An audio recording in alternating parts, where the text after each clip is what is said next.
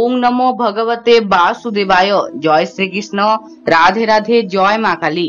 তো প্রিয় ভক্তগণ, বৈশাখ মাসের অমাবস্যা কবে পালন করতে হবে, বৈশাখ অমাবস্যার বিশেষত্ব কি এবং এই বৈশাখী অমাবস্যার মাহাত্ম্য কি, এই বৈশাখী অমাবস্যায় পিতৃদোষ ও কালসর্প দোষ কাটানোর বিশেষ কয়েকটি প্রতিকার ও উপায় কি, সে সম্পর্কে আজকে আমরা বিস্তারিত আলোচনা করব। তাই অবশ্যই ভিডিওটি শুরু থেকে শেষ পর্যন্ত ভক্তি সহকারে শ্রবণ করবেন। আর চ্যানেলে নতুন হয়ে থাকলে দয়া করে চ্যানেলটিকে সাবস্ক্রাইব করবেন, ভিডিওটিকে লাইক করবেন, কমেন্টে ভক্তি ভালোবাসা শ্রদ্ধা দিয়ে জয় মা কালী জয় লিখে দিতে ভুলবেন না।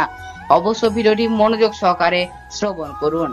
আমাদের সনাতন হিন্দু ধর্মে পূর্ণিমা ও অমাবস্যা তিথির বিশেষ মাহাত্ম্য রয়েছে। প্রতি মাসে একটি করে পূর্ণিমা এবং একটি করে অমাবস্যা পালিত হয়ে থাকে। একটি পক্ষে অমাবস্যা এবং একটি পক্ষে পূর্ণিমা পালিত হয়ে থাকে। পূর্ণিমার তিথিটি যেমন ভগবান শ্রীবিষ্ণুর চরণে নিবেদিত, ঠিক তেমনি অমাবস্যা তিথিটি পিণ্ডদান, তর্পণ এবং শ্রাদ্ধ অনুষ্ঠানের জন্য নিবেদিত করা হয় এবং এই দিনটি বিশেষ উল্লেখযোগ্য মা কালীর পূজা আরাধনা করার জন্য। মনে করা হয় পিতৃপুরুষগণেরা এই অমাবস্যার দিনে মর্তলোকে আসেন এবং পিণ্ডদান গ্রহণ করেন। তাই এই দিনটিতে তর্পণ এবং পিণ্ডদানের গুরুত্ব রয়েছে। অনেকেই এই অমাবস্যার দিনে পিণ্ডদান এবং তর্পণ করে থাকেন। ঠিক তেমনি বৈশাখ মাসের অমাবস্যার বিশেষ মাহাত্ম্য রয়েছে। হিন্দু ধর্মশাস্ত্রে বলা হয়ে থাকে, এই অমাবস্যাতে যদি কোনো ব্যক্তি তার পূর্বপুরুষের উদ্দেশ্যে তর্পণ করে, শ্রাদ্ধ অনুষ্ঠান করে, তাহলে তার কালসর্প দোষ এবং পিত্তদোষ দূর হয়। তাই অবশ্যই আপনারা ভক্তি ভরে শ্রবণ করবেন এই বৈশাখী অমাবস্যার মাহাত্ম্য কি এবং এই দিন কি কি বিশেষ প্রতিকার অবশ্যই আপনাদের সকলকে করতে হবে। প্রথমেই আমরা জানবো বৈশাখ মাসের অমাবস্যা এই বছর কবে পালন করতে হবে। এই বছর 2025 সালে বৈশাখী অমাবস্যা অর্থাৎ বৈশাখ মাসের অমাবস্যা পালন করতে হবে 13ই বৈশাখ। অমাবস্যা তিথি শুরু হচ্ছে 12ই বৈশাখ শনিবার রাত্রি 3:38 থেকে এবং অমাবস্যা তিথি সমাপ্ত হচ্ছে পরের দিন অর্থাৎ 13ই বৈশাখ রাত্রি 1:12 অর্থাৎ উদয়া তিথি মেনে এই বছর 2025 সালে 13ই বৈশাখ রবিবার পালিত হবে বৈশাখী অমাবস্যা বা বৈশাখ মাসের অমাবস্যা। তবে যেহেতু অমাবস্যা তিথিতে বিশেষ করে মা কালীর নিশি পূজা সম্পন্ন করা হয়, সেহেতু এই অমাবস্যা ব্রতটি 13ই বৈশাখ পালিত হলেও 12ই বৈশাখ রাত্রি 3:38 পরে মা কালীর নিশি পূজা সম্পন্ন করা যেতে পারে। আবার উদয়া তিথি মেনে পুজো করলে 13ই বৈশাখ রবিবার রাত্রি 1:12 মধ্যে নিশি পুজো সম্পন্ন করা যেতেও পারে। তো প্রিয় ভক্তগণ, এরপর আমরা জানবো বৈশাখ মাসের অমাবস্যার দিন কি কি কাজ করা উচিত এবং কোন প্রতিকারটি করলে অবশ্যই পিতৃ দোষ দূর হবে এবং কালসর্প দোষ দূর হবে। বৈশাখী অমাবস্যার দিন স্নানের বিশেষ মাহাত্ম্য রয়েছে। এই বৈশাখী অমাবস্যার দিন গঙ্গা স্নান করা উচিত। সকল কৃষ্ণ ভক্তগণকে এই বৈশাখী অমাবস্যার দিনে স্নান করতে হবে। পারলে অবশ্যই গঙ্গা স্নান করা উচিত এবং স্নানের পর অবশ্যই দান করা উচিত।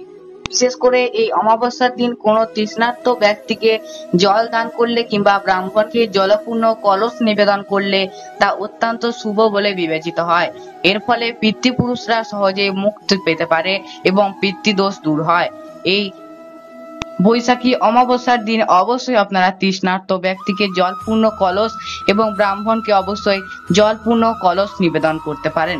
এতে কালসর্প দোষ এবং পিত্তদোষ সহজেই দূরীভূত হবে। বৈশাখ মাসের অমাবস্যার দিন পিতৃপুরুষকে জল তর্পণ করুন। এটা বিশ্বাস করা হয় এই অমাবস্যার দিনে পিতৃপুরুষরা তার উত্তরসূরির কাছে জল প্রার্থনা করে। তাই এই দিন যে ব্যক্তি তার পূর্বপুরুষকে জল প্রদান করে তার সকল মনস্কামনা পূর্ণ হয় এবং পূর্বপুরুষরা তাকে হাত ভরে আশীর্বাদ করে। তাই অবশ্যই পূর্বপুরুষদের উদ্দেশ্যে এই দিন জল নিবেদন করুন এবং তর্পণ করুন। অবশ্যই তিল তর্পণও করতে পারেন এই বৈশাখ মাসের অমাবস্যার দিনে। বৈশাখ মাসের অমাবস্যার দিন দুস্থ ব্যক্তিকে কিংবা দরিদ্র ব্যক্তিকে ছাতু, গুড়, ছাতা, কালো জুতো, জলপূর্ণ কলস ইত্যাদি বস্ত্র দান করা খুবই শুভ বলে বিবেচিত হয়। তাই বৈশাখ মাসের অমাবস্যার দিন পিতৃদোষ থেকে মুক্ত হতে অবশ্যই এই জিনিসগুলি দুস্থ মানুষকে অবশ্যই আপনারা দান করবেন। এছাড়াও এই অমাবস্যার দিনে যদি তিল দান করতে পারেন তা অত্যন্ত শুভ। এই দিনটিতে তিল দান করলে সকল পাপ থেকে মুক্তি লাভ করা যায় এবং পিত্ত দোষ থেকে মুক্তি লাভ করা যায় এবং কাল সর্প দোষ পর্যন্ত দূর হয়। তাই অবশ্যই এই অমাবস্যার দিন সাধ্যমতো দুস্থ মানুষদেরকে দান করবেন এবং তিল অবশ্যই বিশেষ করে দান করবেন। এই অমাবস্যার দিন মা কালীর পুজো করুন। এতে বিশ্বাস করা হয় সকল মনের ইচ্ছা পূর্ণ হয়। আপনি নিজের বাড়িতে যদি মা কালীর ফটো বা বিগ্রহ থেকে থাকে সেখানে পুজো করতে পারেন, কিংবা উপবাস করে মা কালীর মন্দির যেয়ে পুষ্পাঞ্জলি নিবেদন করতে পারেন। এই অমাবস্যার দিন মা কালীর পুজো করলে সকল মনের ইচ্ছা পূর্ণ হবে। তাই অবশ্যই মা কালীর পুজো এই দিন অবশ্যই আপনাদের করতে হবে। অমাবস্যার দিন যেহেতু মা কালী সমস্ত অসুরদের বধ করে থাকেন, তাই এই দিনটিতে অসুরের অত্যাচারও খুবই বৃদ্ধি পায়। তাই আপনার সংসারকে অসুরদের হাত থেকে রক্ষা করতে এবং সকল অশুভ শক্তিকে আপনার বাড়ি থেকে বিতাড়িত করতে অবশ্যই এই প্রতিকারটি অবশ্যই আপনারা এই অমাবস্যার দিনে অবশ্যই করবেন। কি করতে হবে অবশ্যই তা শ্রবণ করুন। বৈশাখী অমাবস্যার দিন একটি জলপূর্ণ পাত্র নেবেন। এরপর সেটিতে 3টি তুলসী পত্র ভিজিয়ে রাখুন। এরপর ওই জলপূর্ণ কলসটি এবং 3টি তুলসী পত্র ভগবান শ্রী বিষ্ণুর চরণের কাছে একটি ফুল দিয়ে নিবেদন করুন। এরপর সেটিকে সেখানেই রাখুন। সন্ধ্যাবেলা আপনি শুদ্ধ বস্ত্র পরে আপনার নিত্য সন্ধ্যা বন্দনা করুন। এরপর আপনি ওই তুলসী পাতাগুলি ভগবান শ্রী বিষ্ণুর চরণে নিবেদিত করে নিজের সকল মনস্কামনা ভগবান বিষ্ণুকে জানান এবং যে জলটি আপনি সকালবেলা তুলসী পত্র দিয়ে ভিজিয়ে রেখেছিলেন সেই জলটি আপনার বাড়ির প্রত্যেকটি স্থানে ছিটিয়ে দিন। এতে আপনার সকল দারিদ্রতা দূর হবে, অর্থ কষ্ট দূর হবে, আপনার পিত্তদোষ যদি থেকে থাকে তাহলে তাও দূর হবে, কাল সর্প দোষের মতো ইত্যাদি ভয়ঙ্কর দোষও দূর হবে যদি এই প্রতিকারটি আপনারা করেন। তো তাই অবশ্যই এই বৈশাখ মাসের অমাবস্যার দিনে এই প্রতিকারটি অবশ্যই আপনারা করবেন। এছাড়াও আরো একটি বিশেষ প্রতিকার রয়েছে, সেটিও অবশ্যই আপনারা এই বৈশাখ মাসের অমাবস্যার দিন করবেন। এই দুটি প্রতিকারই অবশ্যই আপনাদেরকে 13ই বৈশাখ রবিবার দিনে করতে হবে, অর্থাৎ অমাবস্যার তিথি থাকাকালীন অবশ্যই এই প্রতিকার দুটি আপনাদেরকে করতে হবে। দ্বিতীয় প্রতিকারটি হলো, যদি আপনার বাড়িতে টাকা থাকছে না, আয়ের থেকে ব্যয় বেশি হচ্ছে এবং আপনার পরিবারে খুবই দারিদ্রতা চলছে, তাহলে অবশ্যই আপনারা অমাবস্যার দিনে এই একটি বিশেষ প্রতিকার অবশ্যই করতে পারেন। এর ফলে আপনারা দ্রুত এর ফল হাতে নাতে পাবেন। অবশ্যই এই অমাবস্যার দিনে, বিশেষ করে বৈশাখী অমাবস্যার দিনে এই প্রতিকারটি অবশ্যই আপনারা করবেন। কি করবেন তা শ্রবণ করুন।